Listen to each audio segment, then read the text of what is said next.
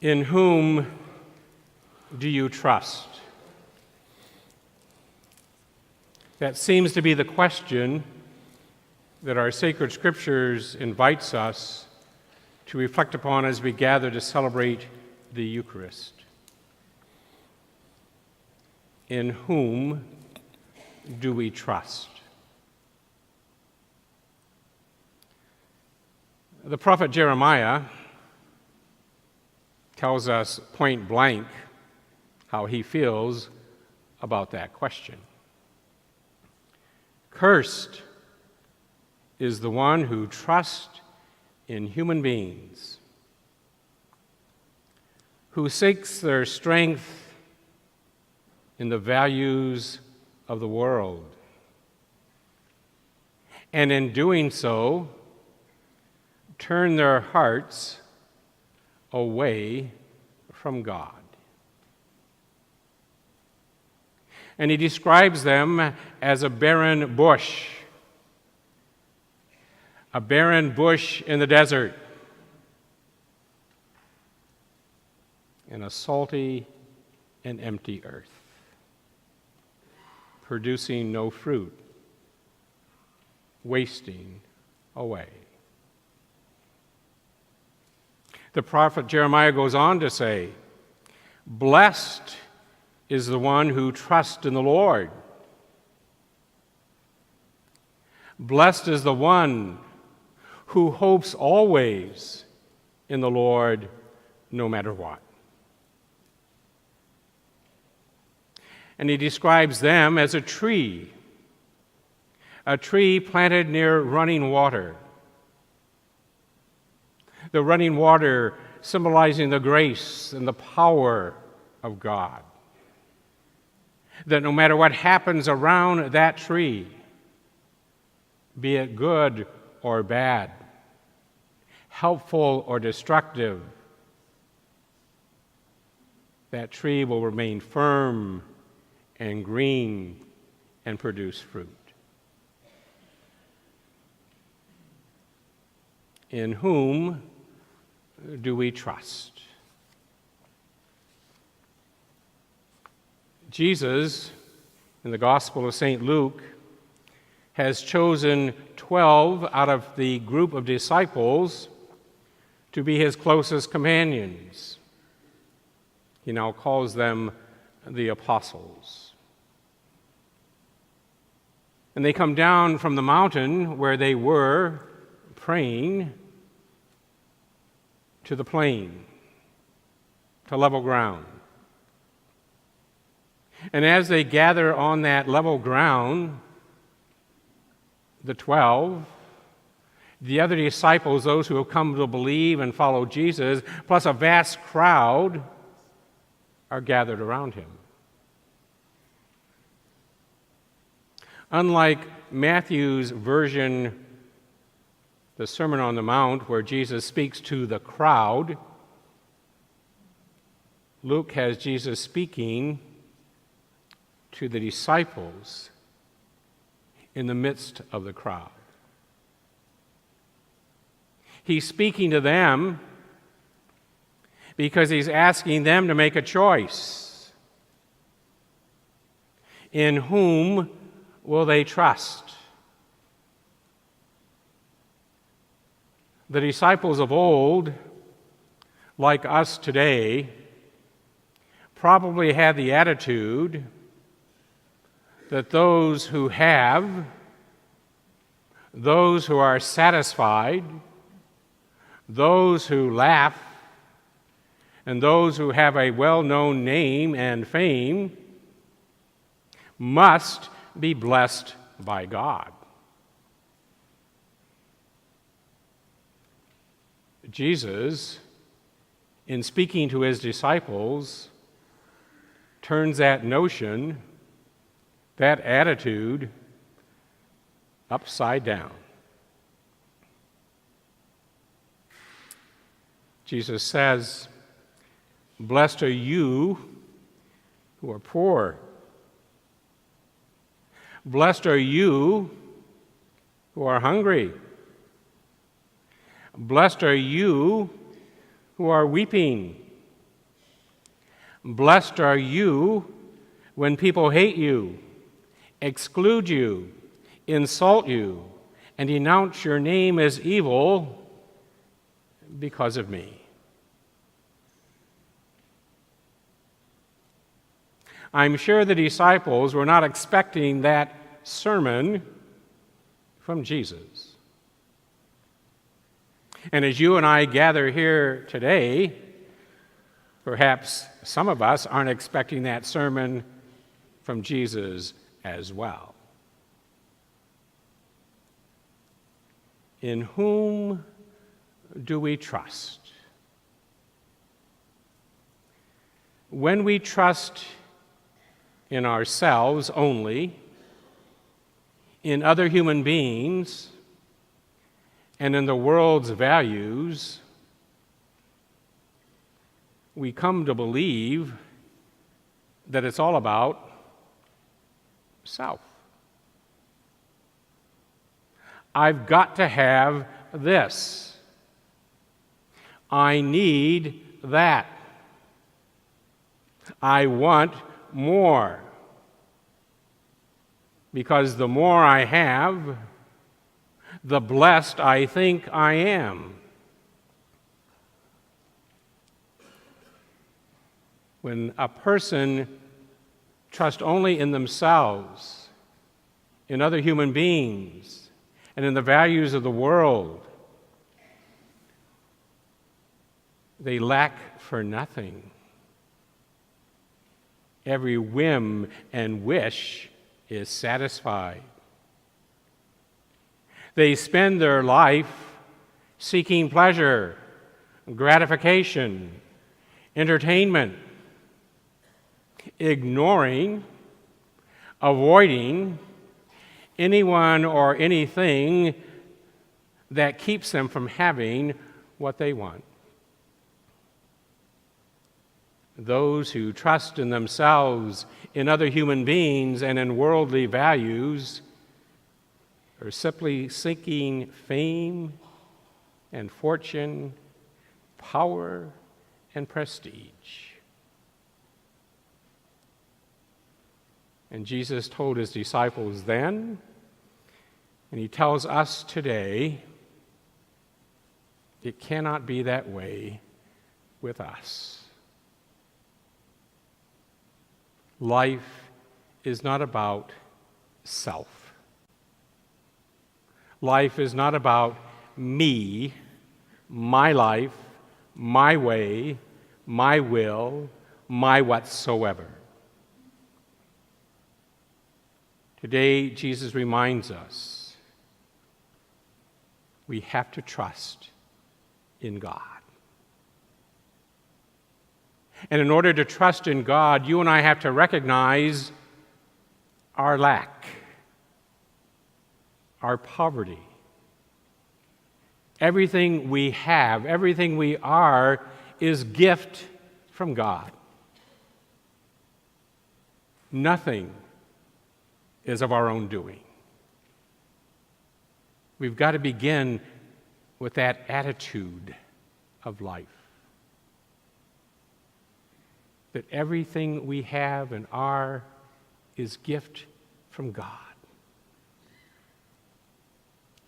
We have to go on and realize that every hunger we have, and that's more than a hunger for food, but a hunger for meaning, for purpose, comes only from God.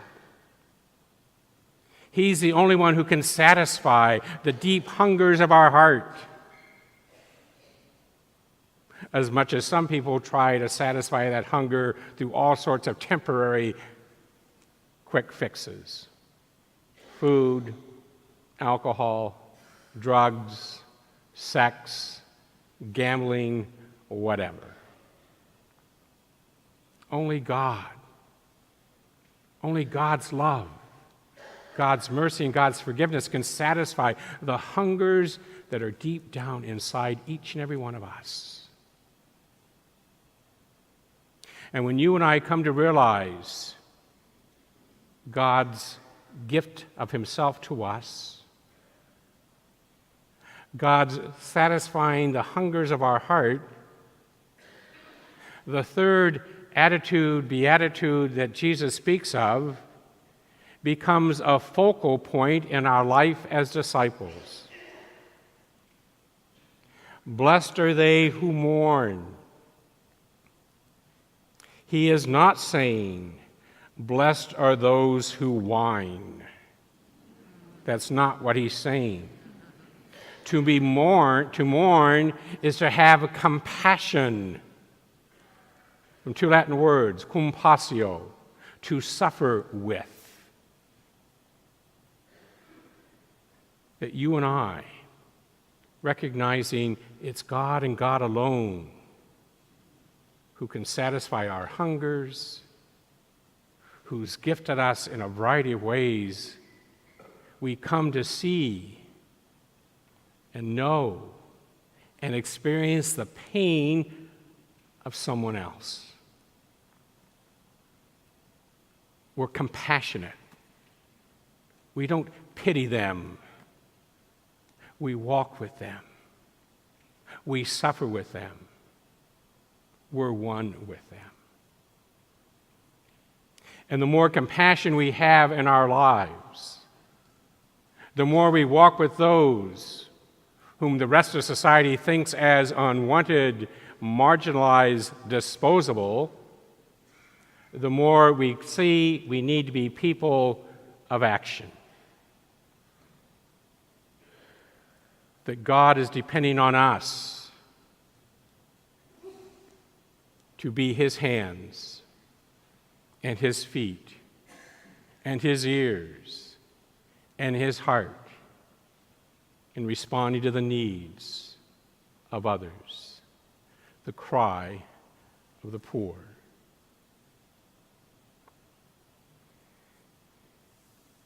This past week I was reflecting on the fact that our world is so much different than the world I remember as a young boy growing up in Indiana. Back then, God was part of the picture. Back then, God was part of the lives of many, many, many, many families. I remember going to a public school in Indiana and praying as we started our school day. A public school. There were only 6 Catholics. My 2 sisters, myself, and the Gribben family. That was it. But we prayed together, asking God to bless us in our studies, in our work, in our life.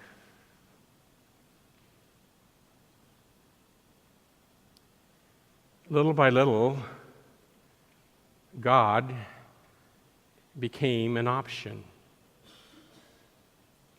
An option in some families, an option in school, an option in public life.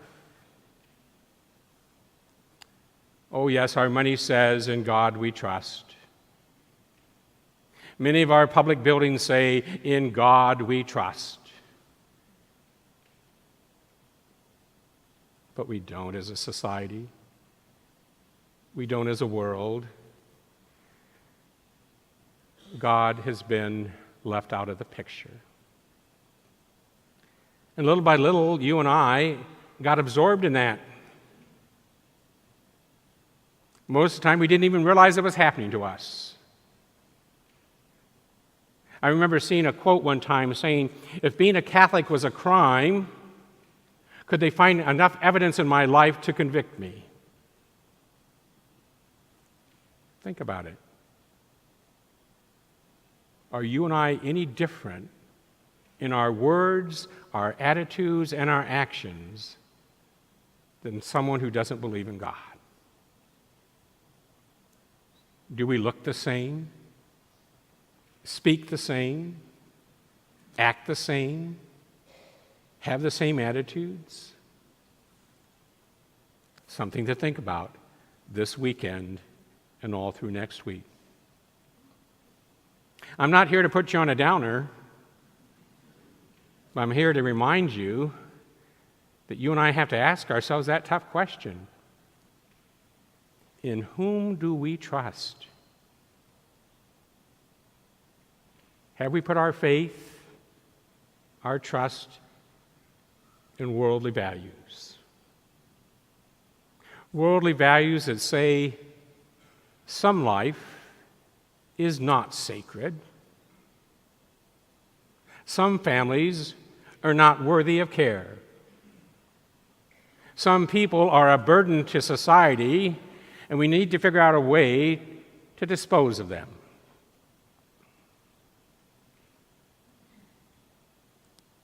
When you and I trust in God, when you and I trust and hope in His presence, when you and I have compassion for the little ones, no matter who they might be, the unborn, the disabled, the elderly, the homeless, the refugee, then you and I, as disciples of Jesus, will act. Jesus is depending on us to return our world, our society, to what He intended, that all life is sacred. We cannot condone anymore the killing of the unborn, which we saw just recently in Virginia and New York, goes all the way to when they're about to give birth. We cannot stand by and let that happen. Yes, we need to pray, but we need to act. We need to let them know it's a sin, it's a crime. They have no right, we have no right as a society to murder the unborn or to cause someone to die earlier than God intended them to die. We have to work to restore justice in our country. We have to work to restore holiness back into our church. The crimes of some priests, the cover-up of some bishops, is because they trusted not in the Lord, but in themselves, in the world, and abandoned God.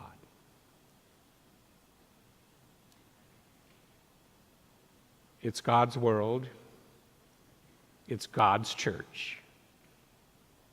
We cannot walk away from either just because some people have done some terrible things.